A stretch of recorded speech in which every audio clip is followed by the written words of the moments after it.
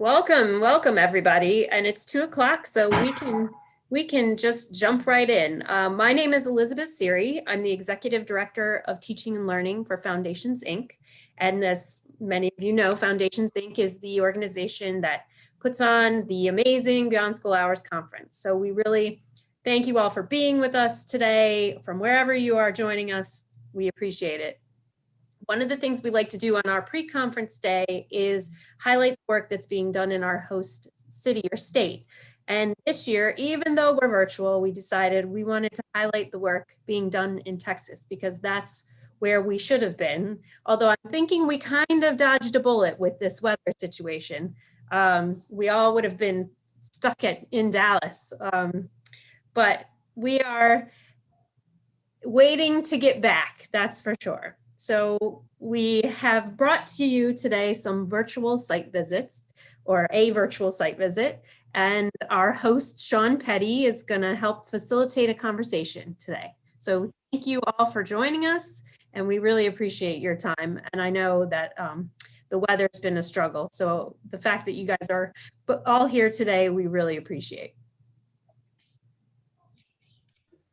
All right. Well, thank you for the wonderful introduction, Elizabeth. It's great to be with everybody today. I was just talking to Andrea and Stephen before we've officially opened up about the fact that we're all in Texas, or at least Andrea, Stephen, and I are all in Texas. I'm in the San Antonio area and they're out in El Paso, and we are all dealing with various aspects of the weather. So it's been quite an experience. I hope those of you joining us from Texas are doing well and that you're safe. And for those in the rest of the country, either the weather's coming to you, so be prepared, or it's already there, I think. So thank you. What's the weather out in like in El Paso right now?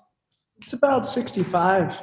We're thawing out we got the front of the big snowstorm that hit Texas, so we're thawing out now. Yeah. Oh, okay. Was it bad? This is a time where your pipes blow up because you're melting. Mm-hmm. And so we have all different kinds of challenges, but that's what's happening now. Well, I can definitely understand that. I know I've been talking to colleagues from like the Northeast, and they've been laughing. They're like, you guys in Texas, a little snow and you freak out. And I'm like, no, you don't understand. We're just not built for this. Yeah. But you give us 100-degree summers and we're fine, we may not like it, but we're still fine. So, well, we have a lot of folks from across the country right now joining us. It looks like all the way from Georgia, Virginia. We even have someone from Alaska and Wisconsin. So good group here. All right, well, let me set the stage a little bit for our virtual site visit. I believe we have between 30 minutes to an hour. We have an actual hour allotted, but we were expecting a little bit more to be able to go to different sites, but that's okay, because the great thing about going to a site is we're able to ask lots of questions and really dig into the content. So that's going to be fun.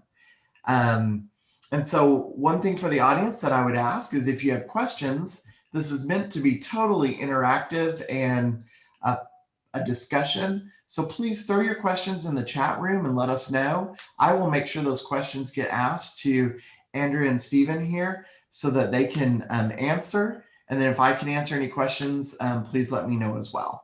And then Elizabeth, don't be shy. If you would like to be part of the conversation, jump right in too. So, all right, well, we'll start off. Tell us a little bit about your location and what you do. And then I think we have a video to show. Yeah, so we're located down here on the border. We are actually at 2 states, or 2 continents and 3 states. We border with New Mexico. We border also with Mexico as well, and Texas. So it's a unique spot in the country because of the culture and traffic we have here. We're actually at the gallery right now, which is about 8 blocks from the border. So El Paso is a unique spot in the country, and Spanish speaking as well as English speaking, but it's kind of a mixture of everything coming from both continents. It's a beautiful spot. That's what I understand. I understand also that like you said, you're between like, you can get to New Mexico, you can get to Mexico, but you also have a lot of folks from America there because you have a lot of military presence. Is that right? That's true. That's Fort Bliss. So, we get people from all walks of life, Germany, all over the place that are maybe fighter pilots or stationed for a while, come in for a couple years and then move on. But yeah, it's really unique here. Last time I was out in El Paso, someone likened it to like being like the Palm Springs of Texas. Like, how we have like Palm Springs, California, and it's got that perfect weather and it's just beautiful and people are so friendly. And that's what they said El Paso is. And I think there was the National Bowling Tournament was happening there or something. Yeah. Yeah. That was crazy. We actually did the artwork for that when it came in because it was a big deal here. Yeah, our kids made all the posters to welcome. Yeah, we painted thousands of visitors. What do they call them? Pins. We painted some pins, auctioned off. People were great that came. So it was a fun event. That is awesome. Well, it's definitely interesting. I mean, as you said, you're in the gallery, so there's a piece behind you that's real beautiful. What's that all about? Well, that's an installation that's created out of cut paper, and it's moving at different levels with string that's been wired up. It was one of our after-school program activities to teach leadership, but also teamwork and bringing people's ideas together and how you have conversations, manage time. So a lot of our projects that we do are about leadership and using art as the tool to teach that. And this is a prime example of that, how you bring partners from the community together, you bring mentors and you bring the kids to really analyze and create together, but also to exchange and be proud of something. We did that from our own minds and our own heart. There's about 10 layers? I forget how many we did. There's layers upon layers behind it. Yeah, it goes back. If you see the pegs at the top, I don't know if you can, but each one of those has about 10 layers that you go back. So in person, you get a completely different effect. And it also taught the kids how to work interpersonally because it was a group project. Mm-hmm. And so there's some of the skills we try to instill. Wow, well, it is definitely a beautiful piece, and like you said, it's got that depth perception to it, which is really neat.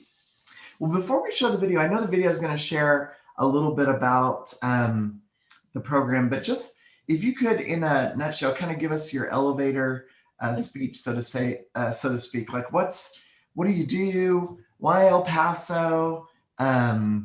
What's your program all about?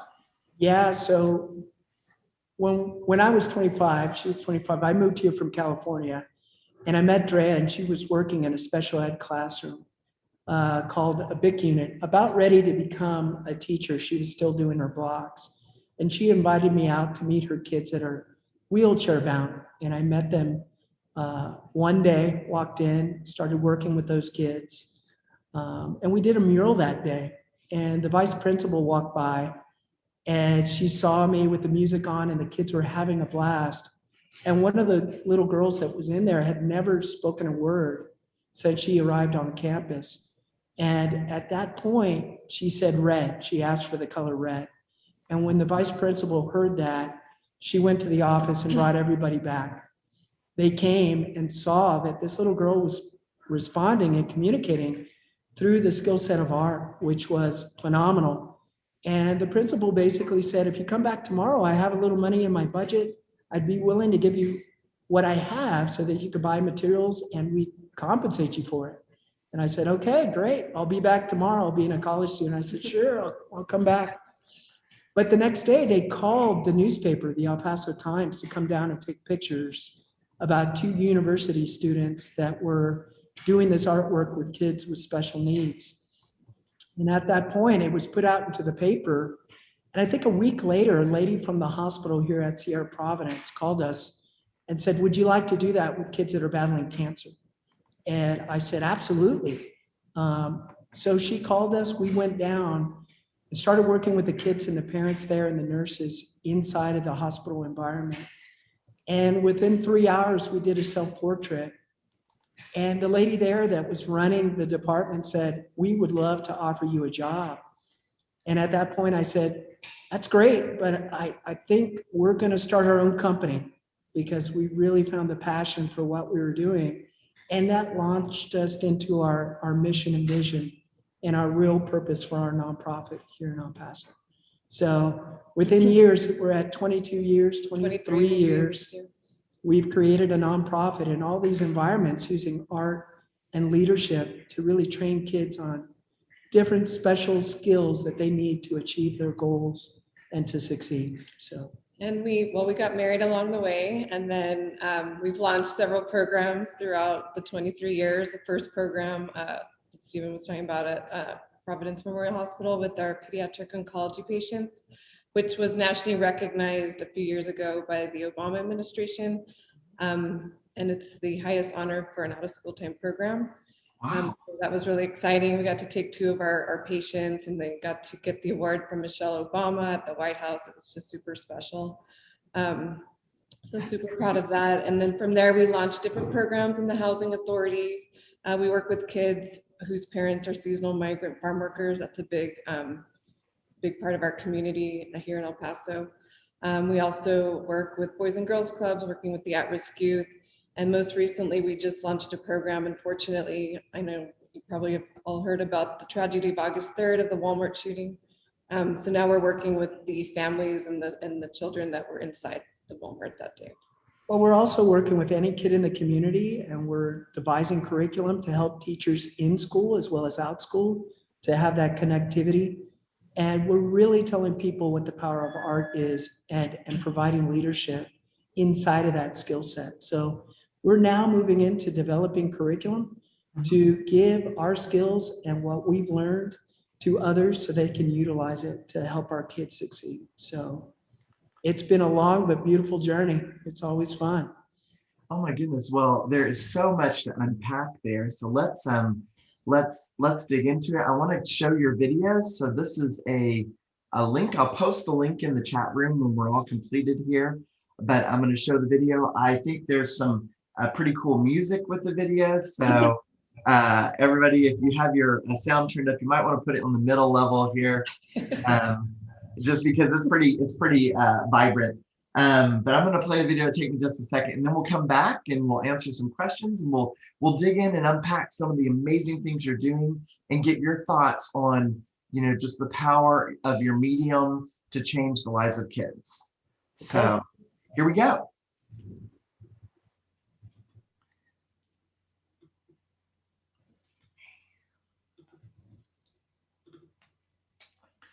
All right, everybody, you should see just kind of a black screen right now. And if you cannot hear, hopefully the sound will come through, no problem. But if there are any concerns, just let me know in the chat room, and I'll fix it. So here we go.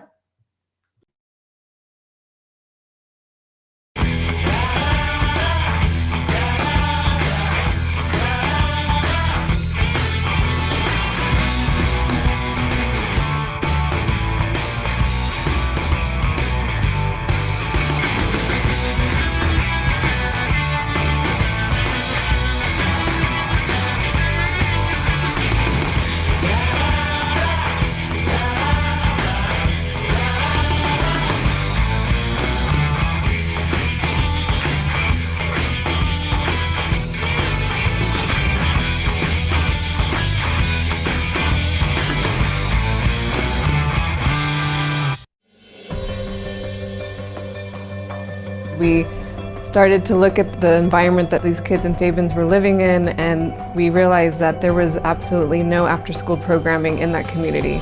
So the only thing they had was their school, and we kind of formalized sports at the school. So doing the research and realizing there was absolutely nothing for these kids to go to after 3:30, it really propelled us to get something done and do the work to really make an impact in that community.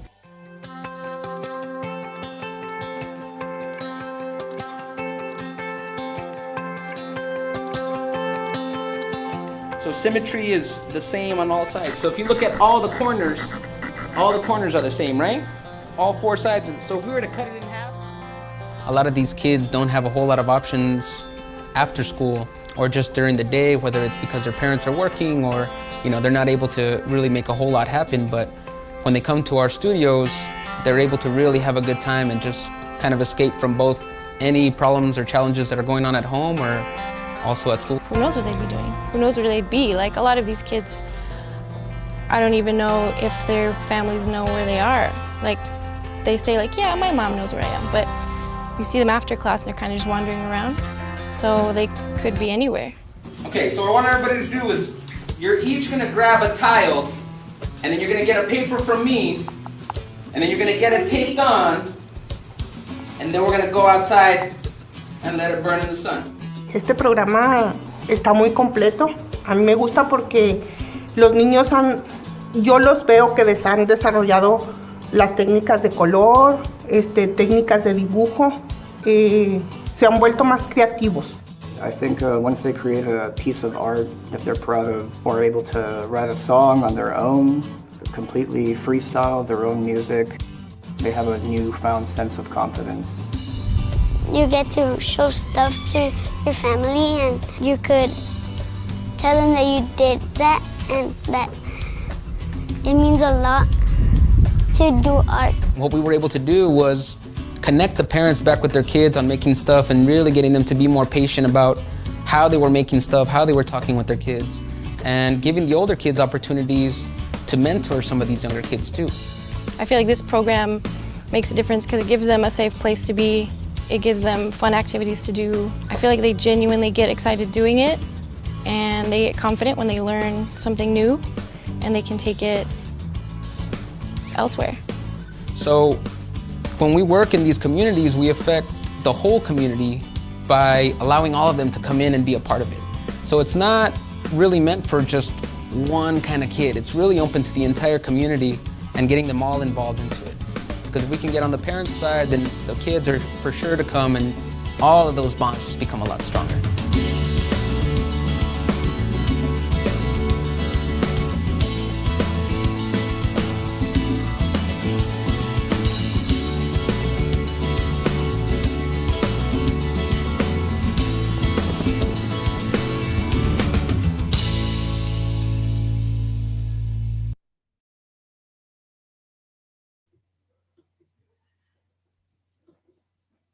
All right. Wow. It was so funny. One of our folks online said, so rockin' SoCal. So with the music. So I thought that was kind of funny. Before we dig into it, I do have to make a quick announcement. In the chat room, everybody, there's options on how you do chat. So you can send a chat to just the panelists, which would be Stephen, Andrea, myself, or Elizabeth.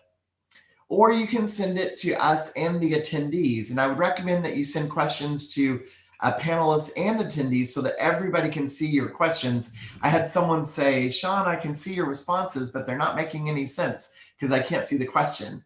So I'll try to repeat the questions if you forget or can't do that. But I would appreciate it if you would choose panelists and attendees. I have two folks on the line who have their hands raised up, and I wasn't sure if you had a question. So I have Ms. Beth, I have your hand up, and Charlotte, I have your hand up. You're welcome to ask your question in the chat room, or if your hand gets tired, you're welcome to put it down. Either way, but just let me know what you'd like to ask, because Andrew and Stephen are great. They'll be sure to answer it. I just get to relay the question. So, well, actually, one of the questions we have is, first of all, a lot of people are saying what a fabulous program.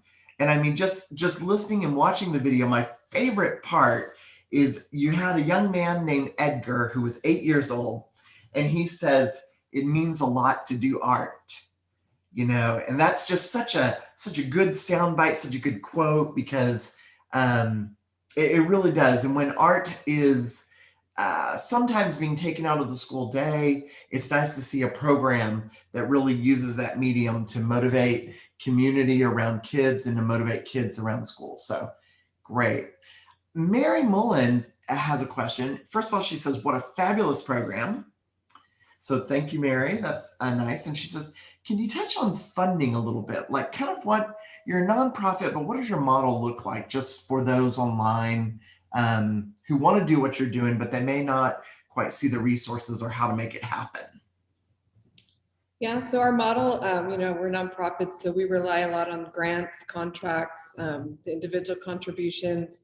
We're also about to roll out a learning management system that will also be able to generate some income. But for this particular program that you saw in Fabens, I know I mentioned last week too, Sean, a family of 4 makes $18,000 for the year. Severely impoverished community. It's the 6th poorest town in Texas. And so, the population of students there is 1,500. There's absolutely no resources. So, we wanted to make sure we had an impact there. We're the only after-school program there. So luckily we have funders and partners in this community that also see our vision and mission. So the Paso Norte Health Foundation has been a big supporter of this program. We piloted it about 8 years ago. It was a summer program, and we're still here running it through their support and help. And also the Office of the Governor it also gives us some support too through their juvenile justice funding program that they have there as well. But if I would tell you what to do, it's a strategy. You're looking at the community as a whole and the economic drivers. And for us, it was not only state and federal, but it was also local entities and school districts. And it's the collaboration of not only getting their logo on a piece of paper, but getting them to understand that we're doing something that benefits everybody involved.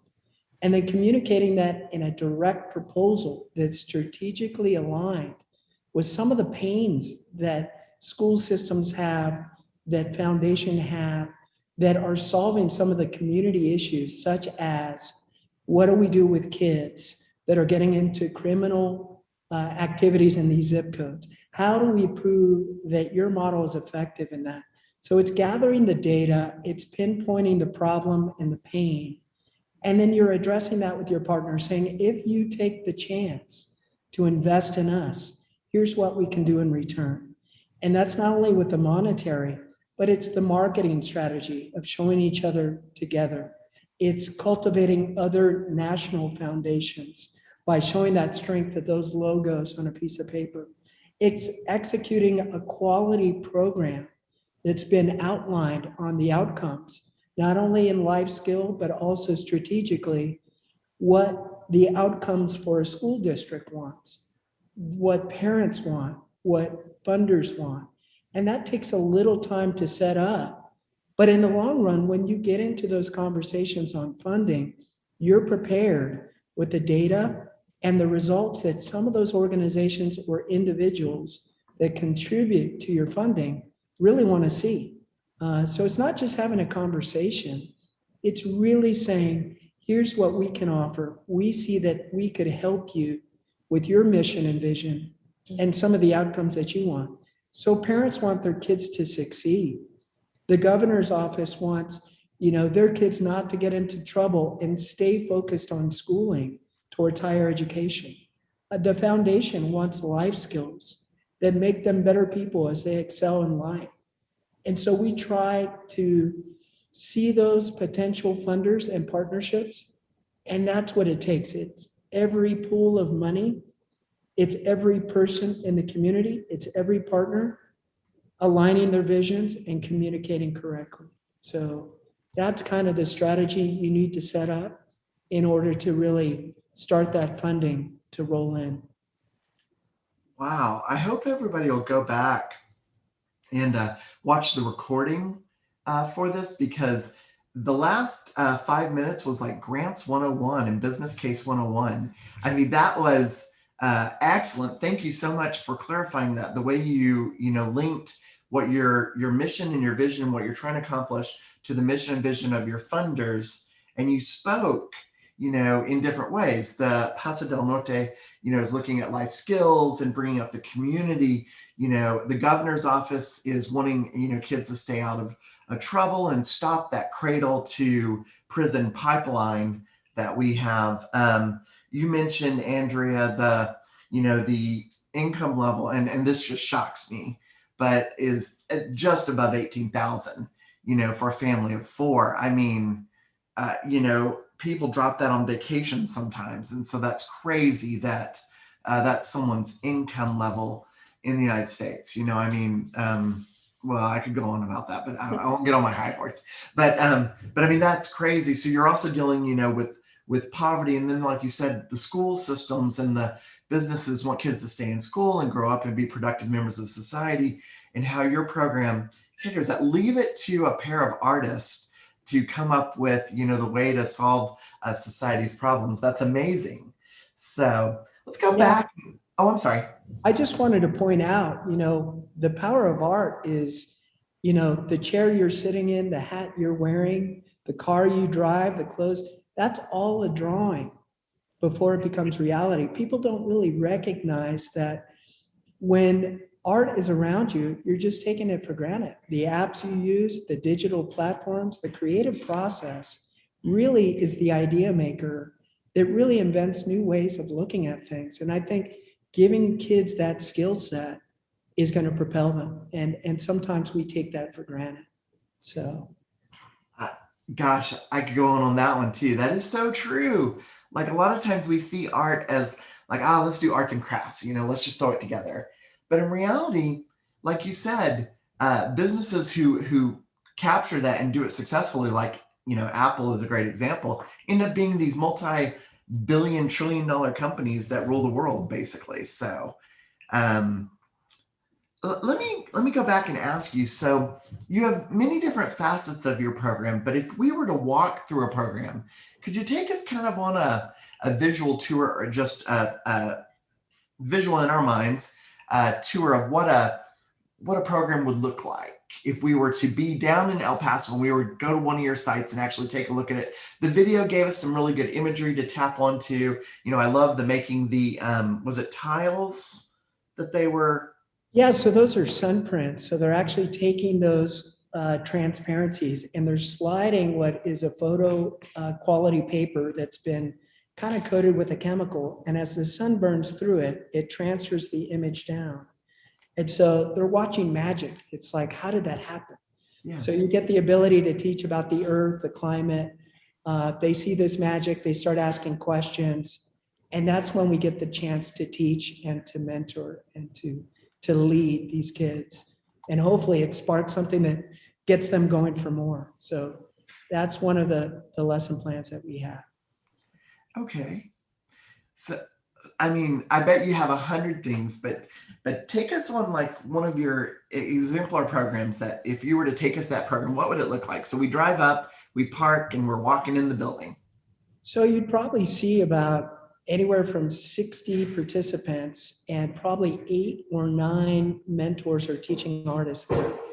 And in that, we're also collaborating with partners that might be mentors from the Boys and Girls Club, the school system, other teachers that are there to not only be part of the process, but to connect, because they know those kids as well as anybody. And so when we go in, we see parents, we see administrators, we're looking around, you're seeing the kids make art, you're watching new parents sign up, you're watching people say, how did they do that? I love what that is. How can I do it? I'm a parent. Do you have it for parents? And it's like, it's so amazing to feel that energy and also the joy that comes out of it, the accomplishment of watching these kids succeed and be happy. And speaking of parents, the pandemic, we didn't even plan, obviously no one plans around the global pandemic, but we didn't realize the connection we would make at home with the parents and the kids. And so, it's going to be a year that we've had to go on this different route. So we make the art kits for the kids, and we have great volunteers across the community that make sure that all the kids get them, especially in Fabens, where they can't drive obviously 40 miles and waste money on gas to come to the gallery. So we make sure they get out to them. And so they get their supplies and materials to get them through the month, and then we connect with them virtually. But the parents have been asking, like, can you give us the list of materials? If we go buy them, can we join? Because they're hearing what their kids are getting side by side. And so it's been this magical thing that's just happened. We didn't force it. And so now we have family connections happening. And when you talk about what does it feel like to walk, well, we have programs in the hospital. That's a different environment. We have after-school programs. We have programs that are dealing with kids that are going towards juvenile crime. We have areas with economic challenges. So each one of those programs, when you walk into it, it's a completely different feeling. And it does give you a good idea of the challenges that each one of those families is going through and how everybody is different and needs to be communicated and valued, because we all have challenges in life, but our programs are so diverse that it just depends which door you walk into, what you're going to feel. You know, we have kids that are battling cancer. We have kids that have, you know, not getting a meal for dinner. We have abuse out there. We have kids that have dropped out of school. We have all these challenges. So it's not only watching the good stuff, but we feel beneficial tackling the bad stuff. So with that in mind, let's transition to the pandemic. And Andrew, you kind of opened the door a little bit by talking a little bit about it. And you said, you know, nobody really plans for a pandemic. Well, hopefully the federal government will start planning for pandemics in the future. But, you know, how has that changed, or has it? Like, when it happened and, you know, you have your gallery and you were doing programs and you were going into hospitals, and now all of a sudden we're kind of locked down, or there's some, you know, various aspects that we can't tackle. How did that change your model? And have you seen, you said more success with parents, or there was a different element there that you were able to dig into? But share a little bit of your thoughts around that, and maybe even some advice for folks on the line on how they could maybe, you know, mimic what you're doing. Yeah, I mean, we know a lot of people that froze because they just, you know, they didn't have the resources. Some of our nonprofits here, which is understandable. But we as a team came together and we just didn't stop. We thought, you know, these kids, everyone's lives are being disrupted, and we had to make sure that we could still give them that sense of normalcy. So really, the first thing we did, we started making weekly YouTube videos that we dropped every Wednesday, and they were just for anybody in the community. And it was just a sense for them to get together with their family every Wednesday, come together, make some art. So we did that for about a month. And then that's when we realized, you know, we thought, oh, this will be done in a month. This will be over in a month. Well, obviously it didn't. And so that's when we transitioned into, you know, these kids, a lot of our kids don't have the resources to go out and buy a canvas or acrylic paint. So, you know, our funders are very supportive and agreed to our new model of taking it to them. And I would add that the idea in life is you always pivot, right? The pivot is so important. And it's not to do what you did before, but it's to examine and step back and say, okay, here's the challenge. Here's our purpose. This is our vision. So we met with all of our staff and we said, we are going to do it. Here's the obstacles. What are the ideas? Let's create. So from that point, we started the YouTube channel. We developed a delivery system. We set our lesson plans to be able to attack within an hour and a half and a 2-hour period to complete. We created conversation with our partners on executing delivery and conversations with the families and parents. And it created a new progressive idea that we were already going to launch in our curriculum, which is to train others to give these skill sets, teachers. And that's when we decided to go forward with our Learn Upon platform, where we're developing the curriculum. It pushed us in a good way to examine what we were doing before and execute what we've always thought would be beneficial. But I would tell you, it brought out the best, the quality of parents and kids coming together, the value for what we were offering, and the rewards. The parents could see it firsthand. And that was a gift to get people on board that actually believed that what you were doing was not just fun and messing around, but was actually making their child better and teaching them life lessons and skill sets. It made everything we did in that pivot show us what our new mission is and what we're going to contribute back to our community. So, and then we also created a website around COVID called makingartpossible.com. And so that had all the weekly YouTube videos. And then we also encouraged all of our kids and participants to send us their artwork, and we showcased it there. Because that's another big part of our program is, you know, having their work shown in a professional gallery, not only here at our gallery in downtown, but, you know, we have galleries at the hospitals, at our local governments, at the courthouse. And so that's a big part of their self-esteem once it's up, and we have shows around it and events and the media comes. So that wasn't happening. And so, we had to give them something, that a light at the end of the tunnel, like the artwork you're making is still going to be shown. And so through that website, Making Art Possible, that's where we upload their work currently right now. Yeah, and if you want to check out the different environments, like we had discussed before, of what it feels like, I mean, there's documentaries on our website at creativekidsart.org. It really tells you about us. I mean, we can't really give it to you the way the kids do. And I suggest everybody go there and check it out. Thank you so much. Let me throw that website. I know Cassie put it in the chat room earlier, but I'll put it back in. I also put the makingartpossible.com website in there for everybody to reference. I mean, that's oh, and it has, I'm looking at the website now.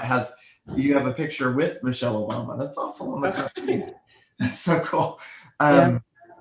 A lot of people are reiterating what you're saying. So like Cassie Gerst has said that, for the pandemic, they practiced what you were talking about hands-on. They partnered with their partners to give the kids, like kits. And then they started like a Google Classroom platform. So similar to the direction that you're going. And I really like what you said, Stephen, about the, it's almost like the art of the pivot, or, being able to, just take what life is throwing at you.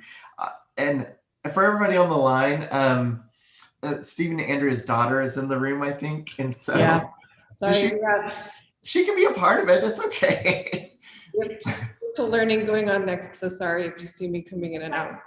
Oh, no. Well, one thing that I think we've all learned in this unique world is that we're living in right now is that, families, other people that we're interacting with are just going to all be a part of our communication, because this is the world we live in today, So, and it's no different than if we were having a face-to-face program, right? Like many times people are walking in and out and got things going on, a lot different than in a conference. So, I'm going to transition to a tough topic, or, and that's my job as a facilitator. If I say anything, ouch, just let me know and I'll redirect. You're working with the community that was affected by the shooting at the Walmart.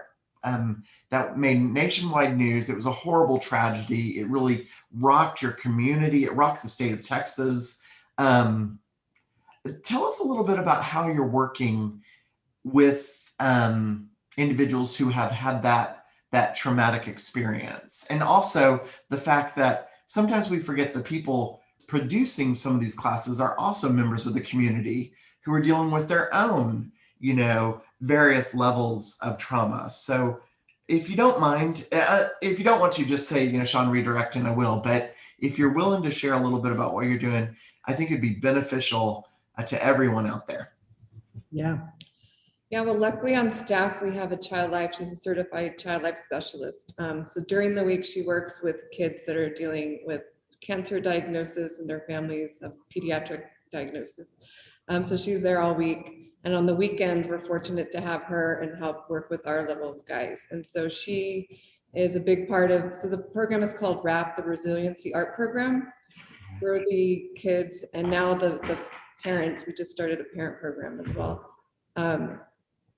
working with them each Saturday. And so obviously it was supposed to be in person and it couldn't be. So when we launched it in August, on the anniversary of August 3rd, it had to be virtual, but we have just incredible staff that help facilitate that. And so we're not art therapists, but art is therapy. And so these classes we're not trying to dig deep and ask questions, and, the art is just therapeutic for them. And there's been a lot of change that we have heard from the families of these kids being able to express themselves without being, because they're already in different therapeutic programs where they're getting poked and prodded for things like that. But I will tell you that the image that the kids make, or whatever they're doing in their tasks, it gives the opportunity for the other partners to ask questions. Hey, that's a beautiful painting. How'd you make that? What's that about? So it gives them an opportunity to have to have a conversation. It also gives the kids the opportunity to express what's in there. And you can see it by the color choices, the way they make lines. And we use that to say, there might be something there. But also during the Zooms or the conversations we're having, we get to hear from their own voices. This is what's going on. And we create that bridge of communication so that we can hear from each other, but also that level of trust. And if you can build that level of trust well enough, then you're able to really dig in deep. And that's helpful. Not necessarily saying, okay, let's talk about all the bad stuff. Let's talk a little bit about what you want to talk about and what you want to draw, what you want to look towards, what you dream about. And I think in that context, it's helping in a big way, you know? That's awesome. We have a few folks who have chatted in the chat room or put in the chat room. I like what Rita said. She captured what you said, not art therapist, but art is therapy. And she says, that's so very true. Very powerful statement. And I love the fact that you're talking more about just, you know, the medium of drawn art or, you know, art that can be produced in a craft style, but you're also talking, I noticed the guitar music, the different mediums or platforms that can be expressed through art. And I like how you said, you know, you allow the students to kind of do it and then you ask them questions versus a lot of times I've been to art programs where they're like, okay, we're all going to draw an apple. You know, everybody sit down, you got to get the shading right, you got to do this, you know, and then we talk about the apple and I was that kid who was like, I don't want to draw an apple, you know? So tell us a success story. I bet you have millions, but tell us one, like that one kid that just sticks out in your mind that was like, this is why I do it. Oh man, that's hard. That's super difficult. But I gotta tell you, there have been some kids that I've seen go on into the university. I've led kids now, probably 20 of them have graduated from UTEP here in El Paso with an art degree and a great sense of who they are. But on top of that, I think each one of those succeeds differently. One kid that I can remember that I felt was like amazing was Miranda that we took to the White House. I think Dre and I both connected really hard because, you know, to look life in the face and know that you might have a possibility of dying. This little kid was so tough and years and years of you know, and she was 11 battling life and death issues. But what a great kid she's turned out to be. That one sticks in my head. She walked into the gallery a year ago and I'm gonna start crying, but just beautiful young woman now. Ugh. And on top of that, I mean, just to save Drea from breaking down here, it's that every kid is different. You know, we all don't want to draw an apple. So each one of them has excelled to either be in politics or mathematics or engineers, different ways and walks of life, you know. And we received a letter. So one of our first programs, you know, was the hospital program, and then we launched a program into the housing authorities. And we worked there, you know, 10 years, 11 years. We got a letter about 2 years ago from one of the students. And, you know, now we've been doing this long enough that kids are now in their 30s. And so we got this letter and he just talked about how the program changed his life and he got out of the poverty. You know, he wasn't supposed to get out of the projects and he did. And now he's an architect in Chicago and wow. And so we always tell people, we're not trying to build artists. We're not trying to pump out artists and kids graduating from art school. It's giving them all those life skills to succeed. And so when you receive letters like that, you know, you can feel good that what we're doing. And I would say, you know, the majority of the things we taught them was be creative, come up with new ideas, overcome obstacles. You know, you can do it. And with that, they choose what, if you want to go and take care of dolphins and save the earth, do it. Beautiful. You know, if you want to be in politics and change social justice, do it. You have the ability, but use your problem solving skills, be a leader and contribute. Wow. Wow. Thank you. First of all, I'll tell Andrea, thank you for sharing your truth. Whenever you share something that kind of overwhelms the senses, and this happens to me all the time, by the way.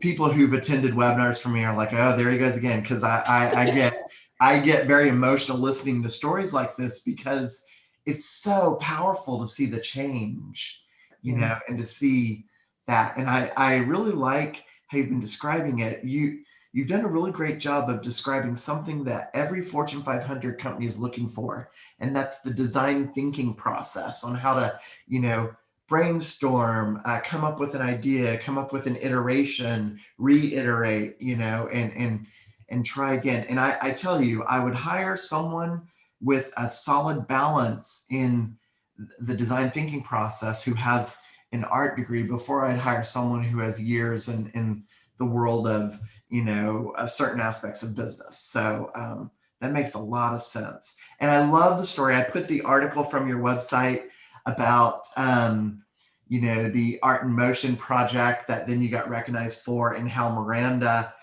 went from being such a shy student to this blossom, you know, through this medium. That's excellent. So we have about 14 minutes, and not a lot of questions have popped up, but I do have one.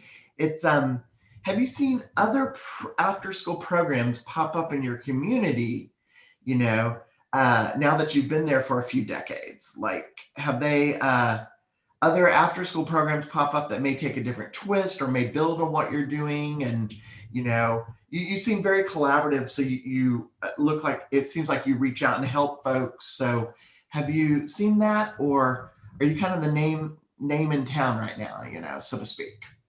I would tell everybody, and I think they all know that, you know, out of this community, just talking about this specifically, about 900 nonprofits start every year. About half of them fail. And they do that because there's a lot of challenges to break into a market. And it takes about 2 years to get really an organization off the ground. And when you look at it, the resources, there's always this territory, and I still don't understand it, about finances. And you need to break that wall down as soon as possible. And we've collaborated, but I would say that, you know, we're fortunate in the sense that we collaborate with other nonprofits and other entities that might not have the same mission. But when you succeed at one point, it really is about trying to get other nonprofits in art to succeed as well, because there's so many kids out there. It's not just, you know, we want to take over the world.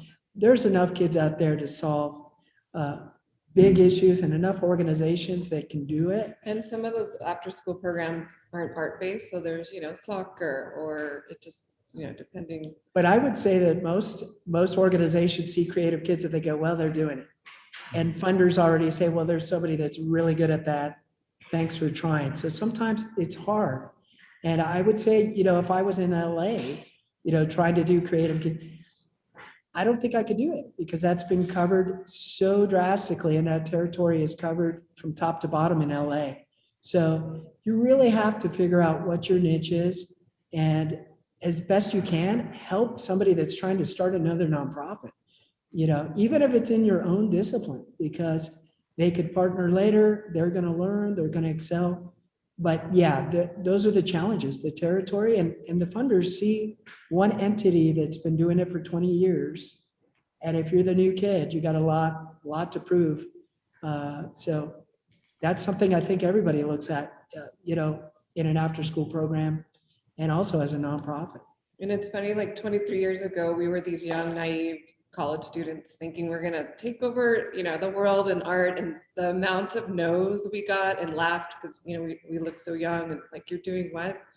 And so I always tell people those 3 P's that we followed was the passion, persistence, and perseverance got us, because even the people that kept saying no, we would come back and be like, hey, we're still here, we want to do it. And so finally we just like beat people down. They were finally like, fine, we'll let you try this. And then, yeah, one of the stories is this woman was like, you wouldn't take no for an answer, so I had to bring you in. And, you know, we've been partners now for 23 years.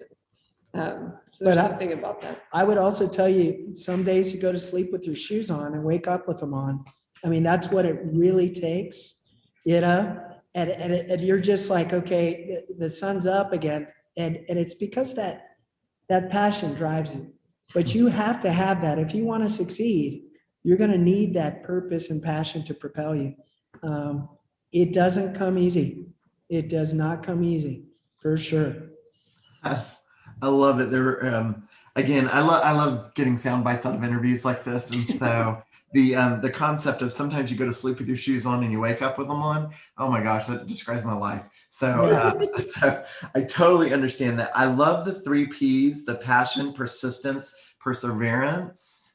So that's a cool, thought process. And then I have to say, and this is just my own personal belief, but I believe very strongly in a karma or a pay it forward type of concept. And it really sounds like, you guys really practice that. And I think good things come to people who do that. Like, you're rewarded for your good efforts. So thank you.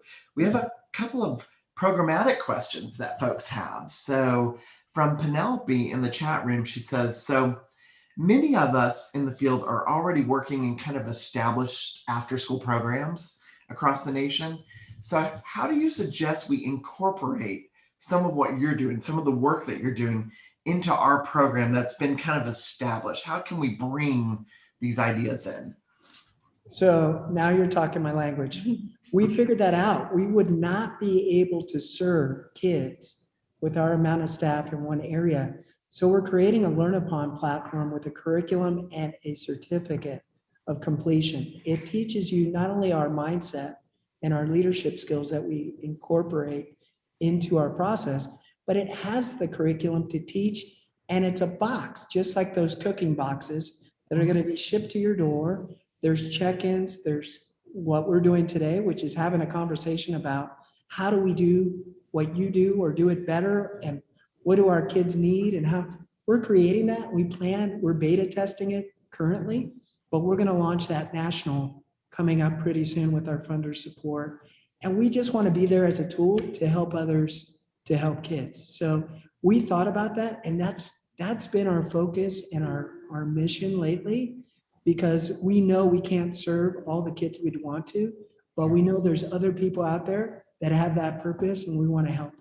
So that's one thing. Another is just to call us or email us, and we're willing to talk to you any way we can help or encourage you to, give that gift of getting the kids into art and that skill set. We're here for you, for sure. All right, thank you. And before we close, or when we close out, I'll share some of your contact info for everybody, if that's okay. Great. So another question we have is from Jennifer Nelson. Jennifer asks, she says, so how do you recruit your staff, art teachers, program coordinators, especially in this current world where, funding is limited, wages are starting to be discussed all over the board, and, hiring quality staff to do what you do, but also passion for kids? Like, how do you recruit that? That's a good question. You want to do that one? All right. Well, I think in the beginning, our model, we thought we needed artists to be good teachers. And it was the opposite. We found, we love the artist. This guy, I'm married to an artist. Artists have egos, okay? You better. And so trying to relate that to kids sometimes. And, we were just seeing that maybe we're looking the wrong way when we hire teaching artists. So we've gone the other way around. We want teachers who are passionate for kids that would like to learn, our curriculum and, fuse it in. And the skill set of being an educator, what it does is it gives you a real love for children. If you have a love for kids and you apply a skill set, and we can help you do that, you already know how to create a relationship. You have a passion to help. You're encouraged by teaching. Those are the key essentials. Every other tool can be taught. Leadership can be taught, all that stuff on how to use the tools or how to paint, or all that can be taught. But the passion for children and watching them excel is in you. So that's how we really look for quality staff that have a purpose and a love for children. Everything else can come second, but we learned that after many years, that people have their own needs, right? But if your love isn't for teaching children, then you're probably not a good fit for this organization. Well, thank you. We are down to our final 5 minutes. So we, unfortunately, all good things come to an end or to a pause, and want to do more later. So I would first of all like to put a pause in this and say, I do a show for foundations for the organization that's doing this conference. And I would love maybe to invite you onto the show for the future to do a virtual tour of your gallery. Cool. Like, where you can walk around and show things and talk about it. That would be so powerful and love to see that. So I'm going to throw that out there if I can. You know, I love it. That would be amazing. I would love to do that. You know, the more that we could show people what we're doing and another partner on board, we'd love to do that with you. Because also within the gallery, we have studio spaces where the kids can work. It's just a beautiful, we found an old warehouse in 2004 and our board of directors at the time was like, you're crazy. I mean, this thing was run down. I could give you a little. Well, it's a mess. I mean, it's pretty, it's 16,000 square feet. It's pretty big. And there's a computer lab and I'd love to tour everybody around. That'd be fun. And everybody that logged in today, hopefully they could come with us. And we can even talk too about acquiring space and how we were able to do that through community development block grant funding and getting that money to help refurbish. Because I mean, if you saw this, people were like, there's no way. But there was a way. And so we can also talk about that whole funding structure. We could even teach you how to write your own 501 because we did it page by page. We didn't hire a lawyer. We didn't have money for that. So it's all about every day I got to chip away, right? But I'm amazed. I would love, so the show's called Perspectives from the Field. We've been doing it for 6 years. Cool. And I usually interview a variety of people, but I would love to, you know, build on today's site visit and throw that. And a lot of folks are chiming in that, you know, they would love that too. This is amazing, how amazing your program is, and they're thanking you. So as we come to kind of our last 3 minutes here, I kind of want to give you the opportunity, if there is one thing, you know, that you want our audience. We've been up to, during this discussion, we were up to 156 people. We've lost a few as they've gone off to the virtual reception that's happening. But if people were to walk away and they were to remember one thing, what would be that thing that you would want them to do? You know, or remember from this discussion? for me, it's about to find your purpose. You know, if you have a love for something, you're going to not work for it. It's going to be a joy. It's going to be something that just becomes addictive and you want it, you crave it. And this is what this has given to me. So if you can, and you have a willingness to achieve and want to work, it's there for you. And creating something from scratch is so fulfilling.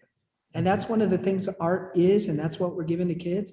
But every day, I love coming in here and feeling that energy that we're making a difference. So I encourage you not to say I can't, but to say I can, and I will. And find that purpose and love for what you do. And all these kids are going to benefit from that joy. Trust me. Thank you. Thank you. Andrea, you want to build on that? Or share your own truth? Yeah, along that same vein, you know, just finding your passion and your purpose. You know, who knew that? Because we should have also said when we started this, it was just supposed to be a summer camp. So if you look at our logo, there's a C, the K, and another C, the little guy, because it was just going to be a summer camp. But again, our passion fueled and seeing the impact we were making through the arts and the power of the arts. It's just been an incredible journey. You're gonna make me cry. My voice is shaking. She's doing it again. She's doing it again. Just an incredible journey to be a part of all these kids' lives that are, you know, there's so many stories of what they go through personally, and just happy to give them a little light and color twice a week. Absolutely. That's awesome. Give them a little light and color. Well, I can tell you this has been an hour well spent. You two are gems. You're hidden jewels here in Texas, but not hidden anymore, because we will be reaching out and building upon what you're talking about. Definitely when your platform is up and running, the learning platform, please share that with us. We'll share with our folks. I put your website in there, and I know you have a contact us site on there that people can call you or write you or send an email through the website. So thank you so much. This is powerful. I can't thank you enough for what you're doing, because not only are you working with kids in education, you're working with parents in the community, you're working in one of the most impoverished areas as well as a rich, diverse, multicultural area that's amazing and really a gem in itself.